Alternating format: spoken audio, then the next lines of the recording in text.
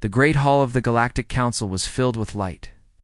Thousands of delegates from hundreds of worlds sat in their floating chairs, ranged in circles that rose high toward the crystal ceiling. This was Nexus Prime, the heart of galactic civilization, where every major decision was made. Ambassador Hannah Yoon stood alone in the center of the floor. She was a small woman with tired eyes, but her voice did not shake as she spoke to the council. Behind her, a hologram showed burning cities and fleeing ships. 3 human colony worlds had fallen to the Void Swarm in the past month. 12 million people were dead. Another 50 million were now refugees. "We are asking for help," Hannah said simply. "We have fought on your front lines for 20 years. We have bled for this council. Now our people are dying and we need reinforcements." High Chancellor Vorn looked down at her from his elevated seat. He was tall and gray-skinned, with 4 eyes that never seemed to blink. His species had ruled the council for 3,000 years. To him, humans were barely more than children playing at civilization. "Your losses are noted," Vorn said in a bored voice, "but resources are limited. The inner worlds must be protected first. Your colonies are in the outer territories. Acceptable losses for a species still proving its worth." Hannah felt her hands tighten at her sides. Acceptable losses. She had heard those words before. Every time humans asked for anything, they heard those words. "We have proven ourselves in every battle," she said, keeping her voice calm. "Human soldiers have the highest survival rate in swarm engagements. Human engineers keep your supply lines running. Human doctors serve on stations across the galaxy. What more must we do?" Vorn waved his hand dismissively. "You are young. 40 years in the council is nothing.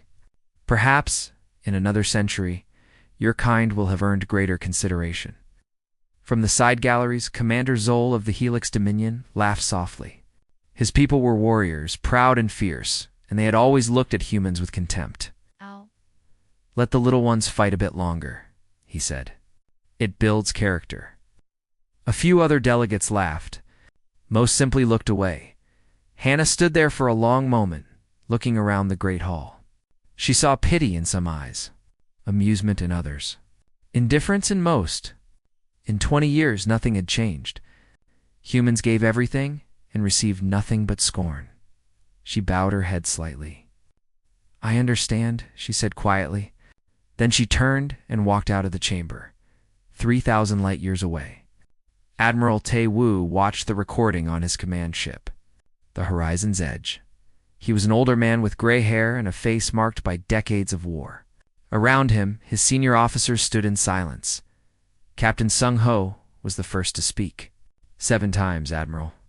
7 times in 3 years, we have asked for help. 7 times, they have refused." Tae-woo nodded slowly. He had given his entire life to building humanity's place among the stars. He had believed that if humans worked hard enough, sacrificed enough, gave enough, they would eventually be accepted. He had been wrong. "Contact Earth Command," he said. "Begin Protocol Homecoming." The orders went out within the hour. Every human ship, every diplomat, every soldier, every scientist, every trader, every worker stationed across Council space received the same encrypted message. The words were simple and clear: "Come home now." There were no arguments, no debates, no public statements. Humans simply began to leave. On space stations, human workers finished their shifts, gathered their belongings, and walked to the docking bays. On warships, human officers transferred command to their alien colleagues, saluted once, and departed. On research bases, human scientists copied their personal files, wiped their work terminals, and boarded transport ships. Lieutenant Nari Kwan handled the communications from the Horizon's Edge. She watched the reports come in from across the galaxy. Thousands of departures. Millions of people on the move. All of them silent. "No one is asking questions," she told Admiral Tae. "They're just going." Tae-woo understood. Every human understood. They had all felt it, that quiet shame of being treated as less than equal. That exhaustion of constantly proving themselves to people who refused to see. When the order came, it was almost a relief. By the next morning, human space on Council stations was empty. Human ships had jumped too faster than light and vanished. Human communication channels went dark. Counselor Petra, of the Valen, was the first to notice something wrong. She had always quietly respected the humans, admired their determination and their kindness. When she walked past the human embassy and found it abandoned, her blood went cold. She ran to the council chambers, pushing past guards and delegates. "The humans," she gasped. "They're gone. All of them. Every human in council space has left." High Chancellor Vorn barely looked up from his datapad. "Let them go. They will return when they realize they cannot survive without us. You don't understand." The voice came from Delegate Myra, of the Orin. She was standing by the window, looking out at the stars with fear in her eyes. "I spoke with their ambassador before she left. I asked her what they wanted. Do you know what she said?" Vorn sighed impatiently. "What?" "Nothing." Mira turned to face the council. "She said they wanted nothing from us." "Not anymore," Commander Zoll laughed. "Then they are fools. They will come crawling back within a month, begging for our protection." But Mira shook her head slowly. "You still don't see it. When humans were angry, they argued. When they were hurt, they complained. When they wanted something, they asked." She paused, and her voice dropped to barely a whisper. "They stopped asking. They stopped arguing. They stopped talking completely. They just left." Petra felt a chill run down her spine. She finally understood what Mira was saying. A human who shouted was a human who still had hope. A human who complained was a human who still believed things could change. But a human who simply walked away in silence was a human who had given up entirely. The silence of the humans was not anger. It was something far worse. It was the end of caring. High Chancellor Vorn would not understand this for many months. By then, it would be far too late. In the cold darkness of space, 1,000,000 human ships flew toward home. And not one of them looked back. The first signs of trouble came within 2 weeks. On the front lines, the Void Swarm pushed through Sector 7. This had been human territory for 15 years. Human soldiers had held every attack. Human engineers had built every defense. And human captains had led every counterstrike. Now those positions were empty. Commander Zoll sent his proud Helix fleet to fill the gap. His warriors were strong and brave. They had always mocked humans for being soft and weak. Now they would show the galaxy how real soldiers fought. The battle lasted 6 hours. The Helix lost 40 ships. Sector 7 fell. Zoel stood on his damaged flagship, staring at the casualty reports. He could not understand it. His warriors had fought with everything they had. But without human tactics, without human coordination, without human stubbornness that refused to accept defeat, they had been overwhelmed. A junior officer approached him carefully. "Commander, we have received reports from Sector 8. The swarm is advancing. What are your orders?" Zoll had no answer. For the first time in his long military career, he felt something he had never felt before: fear across the galaxy. The problem spread like cracks in glass. The Orin homeworld faced a medical crisis. A strange new plague was spreading through their population, and their doctors were helpless. It was only then that they discovered the truth. More than half of their medical advances in the past decade had come from human researchers. Humans had shared their knowledge freely, asking nothing in return. And the Orin had accepted it as their right. Now those researchers were gone. Their laboratories were empty. Their work files had been deleted. And the Orin were dying. Supply lines collapsed next. It turned out that humans had been doing the unglamorous work that nobody else wanted to do: transport runs, cargo logistics, station maintenance, colony support. These jobs were boring and thankless, so humans had volunteered for them year after year. While other species focused on politics and war, now the food shipments stopped coming. Now the fuel stations ran dry. Now the communication relays went dark one by one. Counselor Petra walked through the corridors of Nexus Prime and saw what the Council had become. Lights flickered because there was no one to fix them. Garbage piled up because there was no one to clean it. Refugees filled the hallways because there was nowhere else for them to go. She stopped a passing technician, young Valen like herself. What happened to the maintenance crews? The technician looked at her with exhausted eyes. They were mostly humans, counselor. When the humans left, they took their expertise with them. We're trying to learn their systems, but it's taking time. Time we don't have. Petra let him go and stood alone in the flickering hallway. 20 years? For 20 years, humans had done this work without complaint.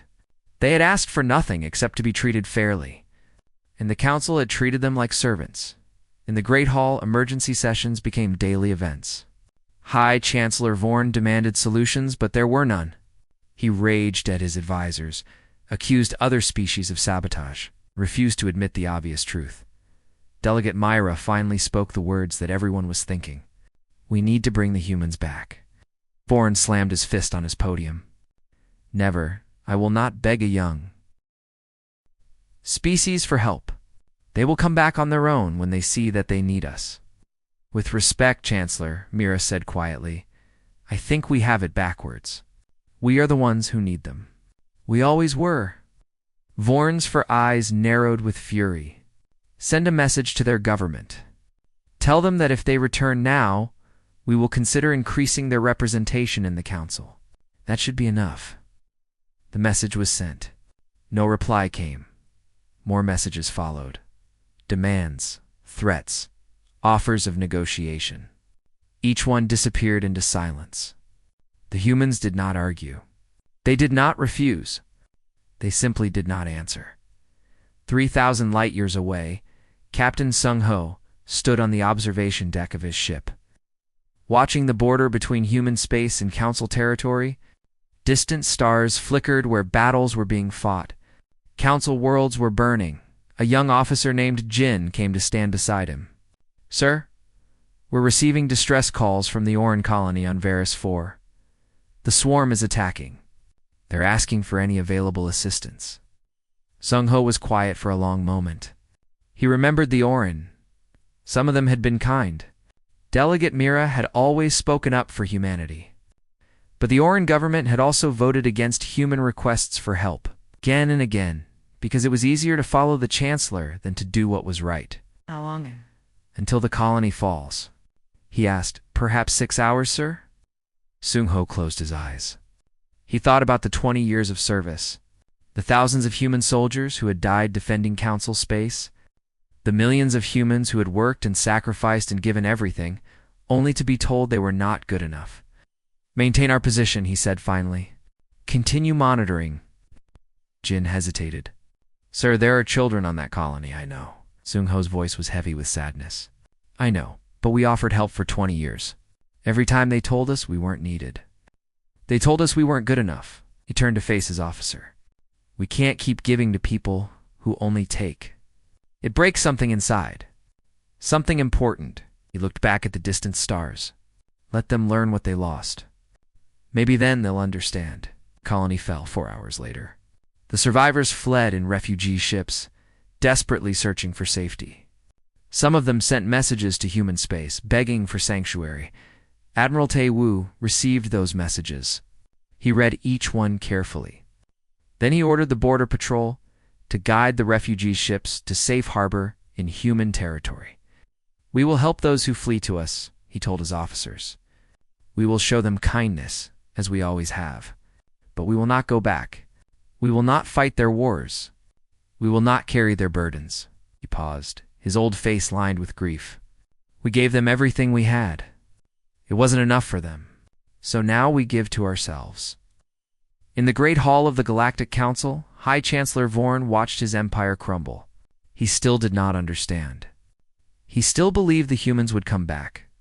He was wrong, and in the silence of space, the Void Swarm continued its advance. Admiral Tae-woo stood on the balcony of United Command in Seoul. Below him, the city stretched out toward the mountains, its towers reaching toward a clear blue sky. Ships moved through the atmosphere in steady streams, bringing refugees home from every corner of the galaxy. For the first time in decades, Earth felt whole again. Dr. Yuri Beek found him there, her arms full of data tablets.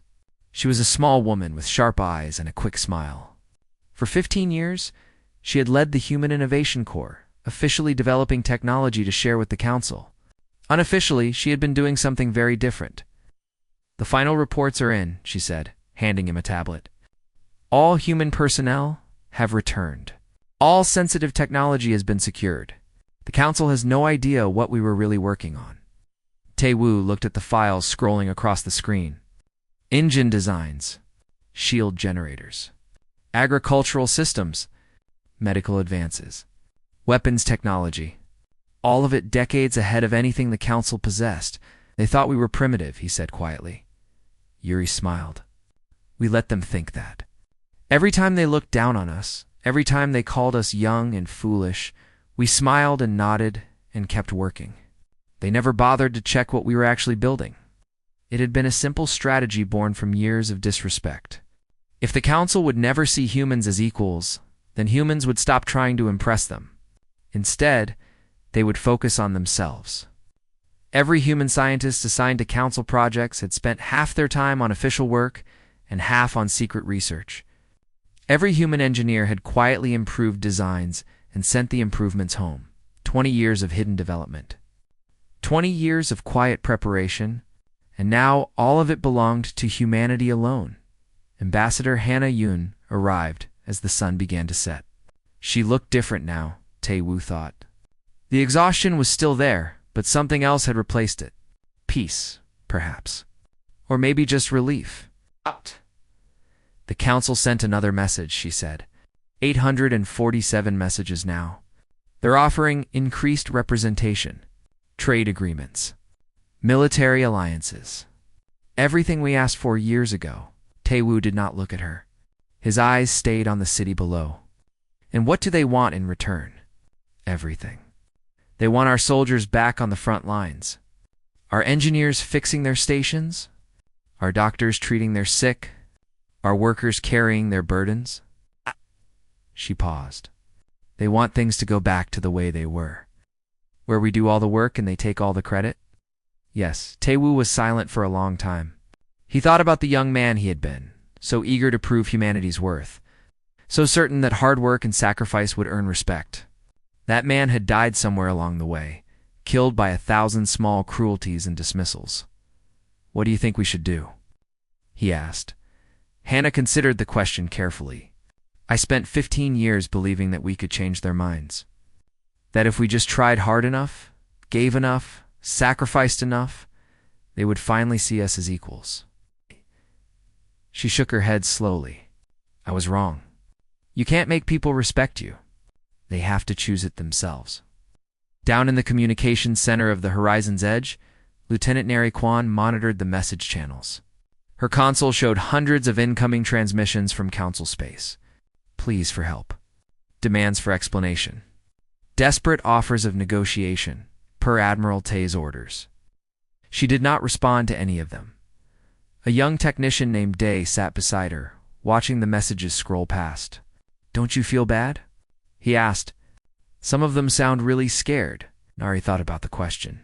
She remembered her first assignment on a Council station, when she had been so excited to meet other species. She remembered the casual insults, the dismissive glances, the way aliens would talk about humans as if they weren't in the room. "I feel sad," she said honestly, "but not guilty.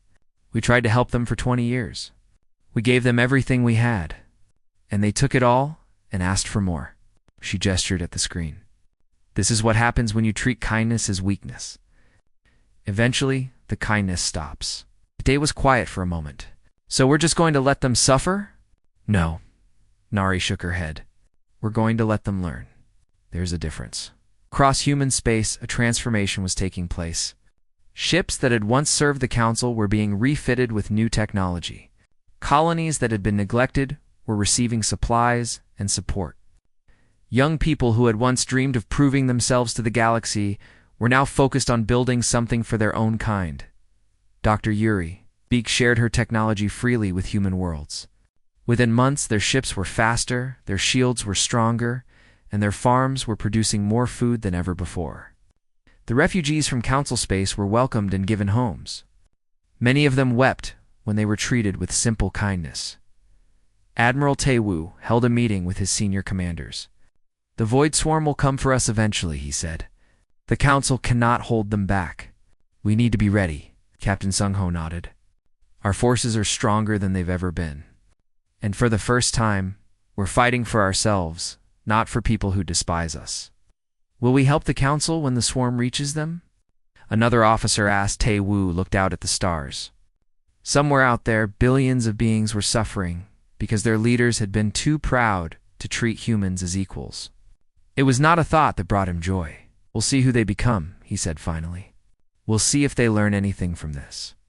And then we'll decide." The meeting ended, but Tae-woo remained. He stood alone in the empty room, thinking about the future. Humanity had always believed in second chances. They had always hoped that people could change. That understanding could grow from suffering, but some lessons could only be learned the hard way. And the Council's lesson was just beginning. In the silence of human space, a new nation was being born. Not built on the need for approval, not driven by the desire to prove anything to anyone. Just a people, finally free. Building a home for themselves, and they had never been stronger. 2 years had passed since the humans left. The galaxy had changed.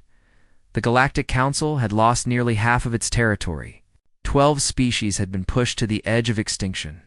Refugee fleets drifted between dying stars, looking for worlds that would accept them. Nexus Prime itself was failing, its great halls dark and cold, its corridors filled with the desperate and the lost. High Chancellor Vorn was dead. His own people had killed him when the Helix homeworld fell to the swarm.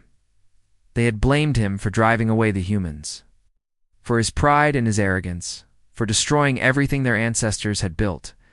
His body had been thrown into space without ceremony. The new Chancellor was Petra of the Valen. She had inherited ruins. She had inherited shame. And she had inherited the weight of everything the Council had done wrong. Delegate Mira came to her with a proposal. "Let me go to the humans," she said. "Not to negotiate. Not to make demands. Just to apologize." Petra looked at her old friend with tired eyes. Why would they listen? We sent them hundreds of messages. They never responded. Because we were still asking for things. Mira shook her head slowly. "We apologized, but only because we wanted them back. That's not a real apology. That's just another transaction." She stepped closer. "I want to go to them with nothing. No offers, no requests. Just the truth. Just to tell them that we were wrong." Petra was silent for a long time. Finally, she nodded. "Go. Take a small ship. Don't expect anything." Mira traveled to the edge of human space with 3 other delegates. They were representatives of species that had been kind to humans, or at least less cruel than others. They carried no weapons, no trade goods, no diplomatic papers. Just themselves and their words. They waited at the border for 3 days. No human ship came. No message arrived. Just silence and stars. On the 4th day, a single vessel appeared. It was Captain Sung-ho's ship, small but powerful, its hull marked with the scars of many battles. Sung-ho met them in person, boarding their ship alone. He was older now, his hair touched with gray, his eyes carrying the weight of everything he had seen. He did not smile. He did not threaten. He simply waited. Mira spoke first. "We're not here to ask you to come back. We know we don't deserve that." Sung-ho said nothing. "We're not here to make excuses," she continued. "What the Council did was wrong. What I did was wrong. I should have spoken louder. I should have fought harder. I should have done more than just feel sorry while watching you suffer." Her voice trembled slightly. "I was a coward. We all were. Nah. Still Sung-ho was silent. Mira took a deep breath. "We're here to apologize. Not because we need you. Not because we want something. We're here because what we did was wrong, and someone needed to say it." For a long moment, there was only silence. Then Sung-ho nodded slowly. "I'll carry your message to our leaders. I can't promise anything, we know. Mira bowed her head. Thank you for listening. Sung-ho turned to leave, then stopped. He looked back at her with something almost like sadness. You know what the worst part is? We would have forgiven you. 10 years ago, 5 years ago, even 2 years ago. If you had just admitted you were wrong, if you had just treated us like equals, we would have stayed. We would have given you everything. Mira felt tears forming in her eyes. I know. That's what makes it so much worse. A week later, Ambassador Hannah Yun returned to Nexus Prime. The station shocked her. When she had left, it had been the brightest place in the galaxy, a symbol of power and unity. Now, it was dying. Half the lights were out. The walls were stained with neglect. Refugees huddled in corners, their eyes empty with despair. Chancellor Petra met her in what had once been the Great Hall. The floating chairs were dark and still. Only a few delegates remained, representing the remnants of a shattered civilization. Thank you for coming, Petra said softly. I know you didn't have to. Hannah looked around the ruined hall. She remembered standing here 2 years ago, begging for help, being told that her people's deaths were acceptable losses. The memory still hurt. Why did you ask me to come? She asked.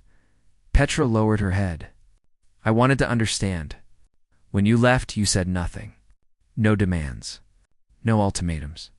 No declarations of war. You just stopped. She looked up with genuine confusion in her eyes. Why? You could have made us suffer. You could have taken revenge. Instead, you just walked away. Hannah considered the question carefully. Because we were tired? Tired? Tired of explaining. Tired of proving ourselves. Tired of hoping that people who didn't want to see us would finally open their eyes. Hannah's voice was calm, but there was old pain beneath the surface. We didn't leave to punish you. We left because we accepted the truth. We could never change how you saw us. Only you could do that. Petra was quiet for a long time. When she spoke again, her voice was barely a whisper. We were so arrogant. We thought we were the center of everything. We thought you needed us. She laughed bitterly. We needed you. We always did. We were just too proud to admit it. What do you want now? Hannah asked. Petra shook her head. I don't know if I have the right to want anything. She paused, searching for words. I want to know if there's anything left. Any chance at all? Not for alliance. Not for help. Just, is there any possibility of being something other than what we were? Hannah looked at her for a long moment. She saw the broken La, aider of a broken people, carrying the weight of generations of mistakes. She saw genuine regret, genuine shame, genuine desire to be better. That depends, Hannah said finally. On what? On who you become now. Hannah stepped closer. We've been watching. We've seen the cruelty, but we've also seen the refugees who fled to us. We've seen the council members who spoke up for us when it cost them everything. We've seen people trying to change. Petra's eyes filled with desperate hope. So there's a chance? There's always a chance. Hannah allowed herself a small smile. Humans believe in second chances. We always have. But second chances have to be earned. And they take time. She turned to leave, then paused at the door. Start by being better. Not for us. For yourselves. And maybe someday we can build something new together. She walked out into the dying light of Nexus Prime, leaving Petra alone with her thoughts and her hopes and the weight of everything that had been lost. Change was coming, but it would not come easy, and it would not come fast. Some wounds take generations to heal. 1 year after Hannah Yun visited Nexus Prime, everything changed again.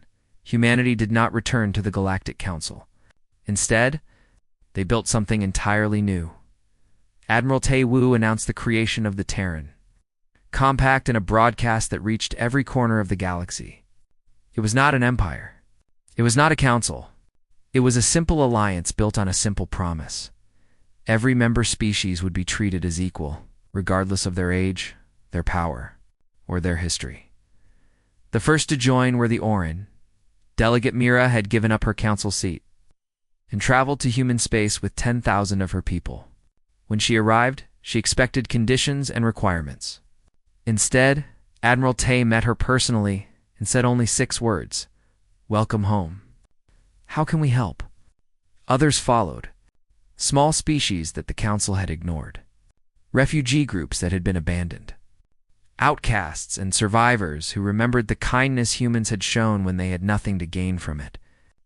Within months, the Terran Compact included 15 species and controlled a growing region of stable space. Dr. Yuri Beek shared human technology freely with every Compact member. She asked for nothing in return except cooperation and mutual respect. Ships were upgraded. Colonies were strengthened. Agricultural worlds began producing food for all. The changes were not just military. They were cultural. For the first time, species that had always been told they were inferior found themselves at tables where their voices mattered. Decisions were made together, not handed down from above. Disagreements were resolved through discussion, not dominance. Mira wept the first time she attended a Compact Council meeting. When her vote was counted equally with the human representative, she had to excuse herself. An Orin junior delegate found her crying in the hallway. "What's wrong?" the young one asked. Mira laughed through her tears. "Nothing is wrong. For the first time in my life, nothing is wrong." But peace could not last forever. The Void Swarm had been watching. They came for Sol in the 3rd month of the new year. A fleet larger than any seen before, hundreds of thousands of ships moving through space like a plague of darkness. They expected to find a young species, alone and vulnerable. Easy prey for their hunger. They found the combined might of the Terran, Compact waiting for them. Captain Sung Ho commanded the vanguard. His ship now upgraded with the best technology humanity had ever created. Lieutenant Nari Kwan coordinated communications between a dozen species fighting as one unit. Admiral Tae Woo directed the battle from the horizon's edge, his voice calm and steady across the fleet. "All ships," he said. "Today we fight not for the glory of one species, but for the home we have built together. Let them see what respect and equality can create." The battle lasted 3 days.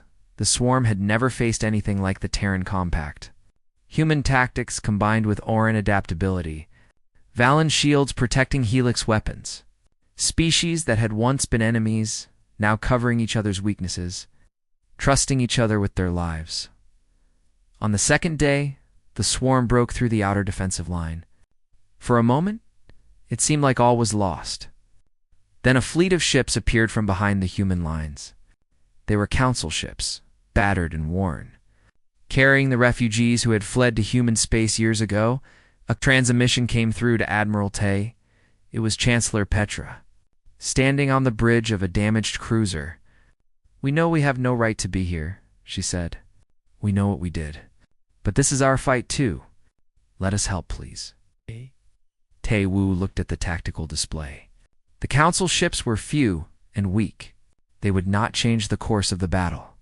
But that wasn't the point. "All ships," he said. "Welcome our council friends into formation. Show them how we fight together." The council ships took their place in the line. They fought bravely. Many of them died. But they died as equals, side by side with the species they had once despised. On the 3rd day, the swarm retreated.